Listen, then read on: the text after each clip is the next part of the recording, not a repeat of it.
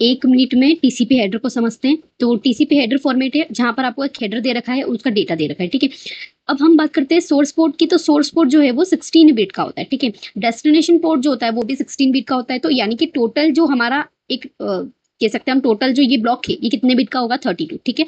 Now next block है हमारा sequence number which is also 32 bit. Now क्योंकि यहाँ पर हमारे पास डिवाइडेशन नहीं है ब्लॉक्स में, ठीक है। नेक्स्ट है हमारे पास acknowledgement number, it is also 32 bits.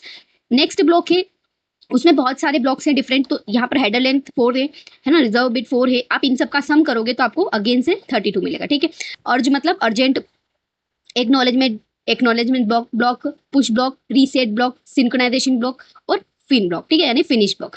और windows size is also 16 bit, ठीक है। Checksum bit, urgent pointer 16 bit, also 32 bits, ठीक है। ऑप्शन एंड पैडिंग, ठीक है। तो क्लियर है यहाँ तक।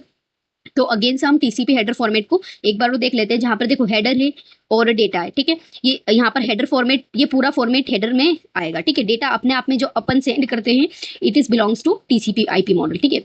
अब सबसे पहले हम source address 16 bit, destination address also 16 bit, sequence number, उसके बाद क्या आएगा, एक्नॉलेजमेंट नंबर, ठीक है ना। उसके बाद बात करते हैं हेडर लेंथ 4 बिट की होती है, रिजर्व बिट 4 बिट की होती है, urgent pointer, acknowledgement, push, reset, synchronisation और फिनिश, ठीक है। विंडोज साइज 16 बिट की होती है, चेकसम 16 बिट के होता है, urgent pointer is also 16 bit.